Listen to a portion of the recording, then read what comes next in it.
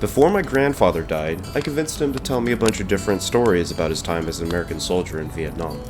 Quite a few of them are paranormal / out of the ordinary, so I thought I should share them with X.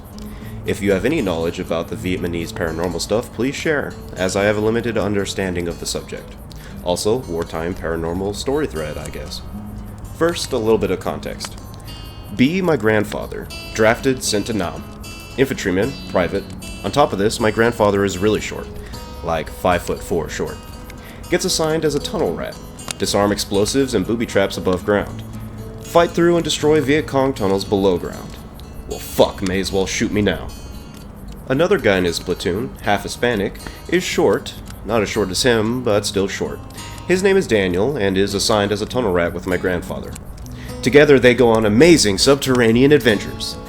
Just kidding. Some of the shit they saw was, according to my grandfather, horrifying and mind-boggling. Story number 1.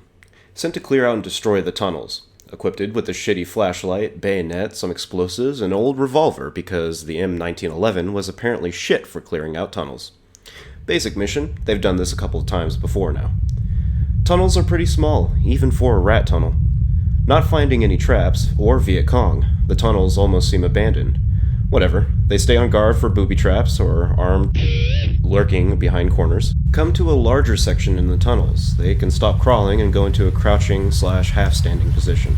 They can hear water running through the tunnel and start to think that they're either above a river or that the tunnel just led into a watery cavern.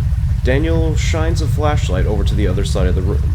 Sees about 4 completely massive spiders. My grandfather says that they were longer than a foot and each with a leg span of about 2 to 2.5 feet. 3 of them were bunched up right next to each other. One was resting about 3 feet away from the cluster. My grandfather hates spiders.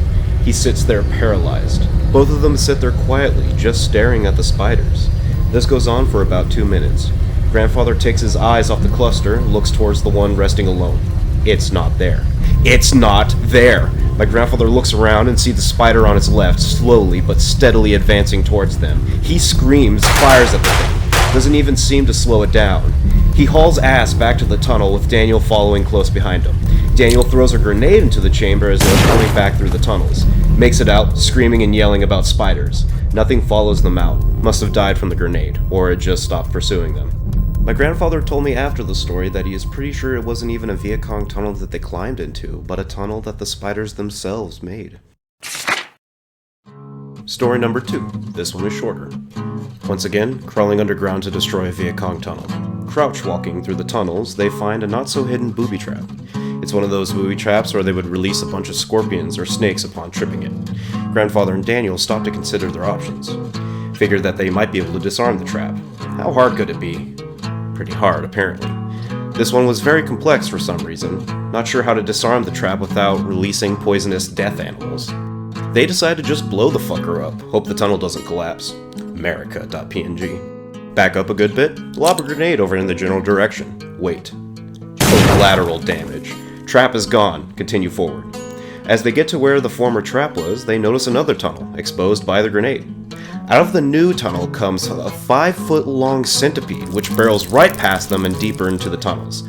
Fuck this.jpg. Not wanting another incident like the spiders, they plant the charges and haul ass out of the tunnel. They make it out of the tunnels, shaken, but no worse for wear. Pic related is the first thing Google gave me when I typed in Vietnam centipede.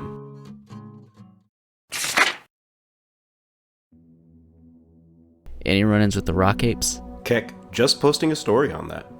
Story number 3. This one actually doesn't involve my grandfather directly, but is about some of the stories that he heard from other guys while over there. At the beginning of the war, my grandfather was talking to a bunch of guys from a different company. They tell him about how they saw a bunch of wild apes in the jungles. Bullshit, there's no apes in Vietnam. As the war goes on, more and more guys claim to have seen these apes. Oh fuck. They called them rock apes, as they throw rocks at the soldiers they encountered. Apparently they were coated in red fur and normally about 5 feet tall. Grandfather still isn't convinced. Thinks that they were either making shit up or are mistaken. A bunch of guys get really defensive. Say that they were awoken in the middle of the night by screams and hollers while being pelted by rocks. When they went out to investigate, they were ambushed by the things. Apparently the apes were extremely strong and managed to kill 2 different soldiers. still managed to fend them off. Grandfather still doesn't really believe the guy, which was odd because he saw a lot of weird shit too. Grandfather says that he also heard stories about giant snakes in the jungles. Story number 4. About halfway through the war, orders to clear out some tunnels. Start crawling through. Start faintly hearing voices, either or running water. Keep working their way through the tunnels. Voices get louder and louder. Oh fuck, this is some water. Realize that they are probably really close to a room full of... Decide to ambush them, then blow up the tunnels.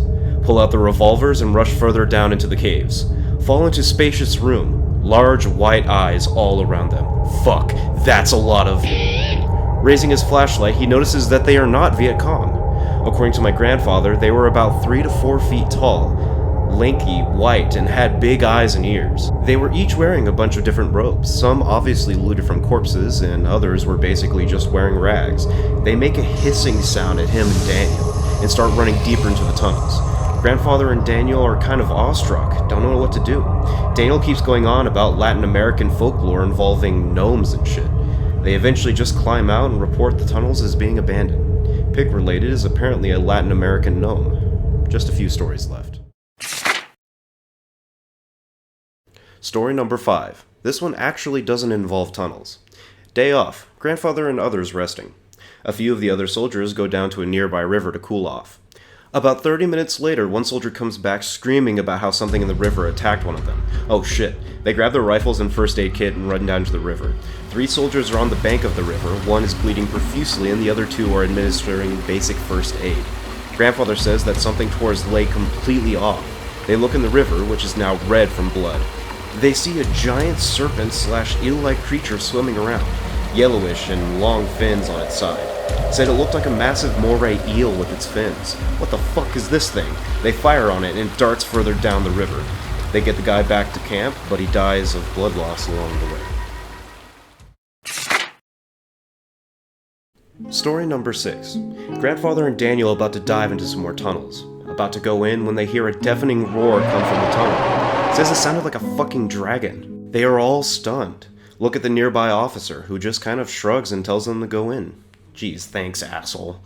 This tunnel is apparently worse than most, filled with giant ants and spiders. Fucking spiders. Anyways, Grandfather continues to crawl through.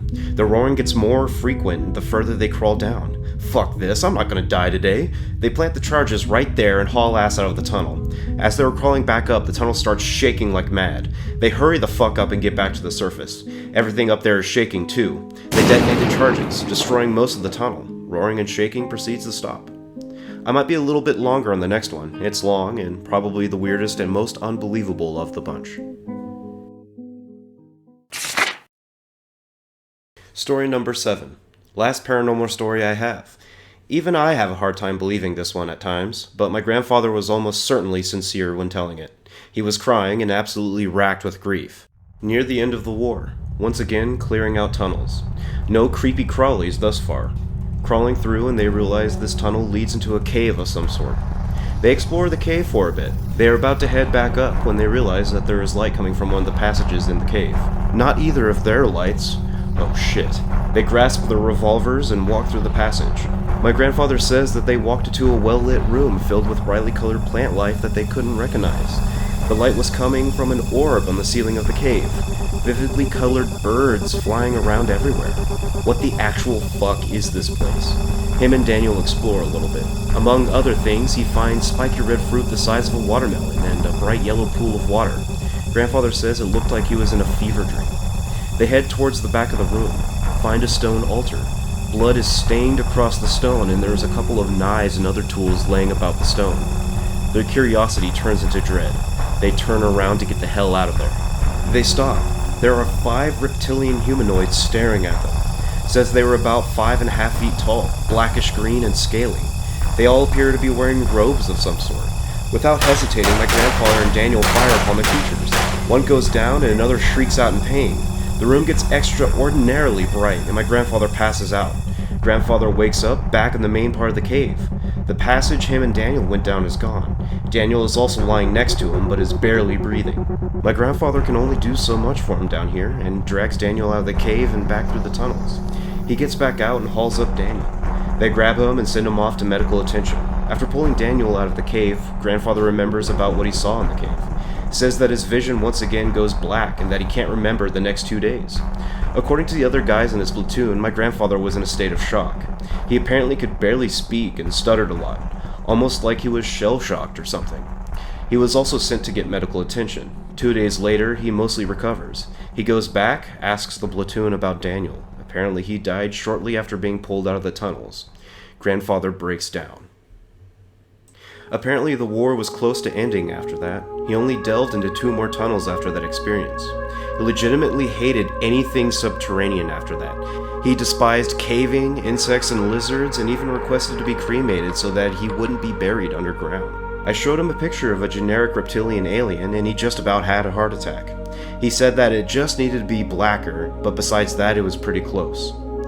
I don't have any more paranormal stories from my grandfather about the war. Feel free to share if you have your own. Hello everyone, just want to say thank you for listening. If you enjoyed this video, please click the like button. If you have any comments and criticisms about how I can improve, please leave them in the comments down below. Hit the subscribe button and the bell icon in order to be alerted when the next video drops. Until then, don't go into the tunnels.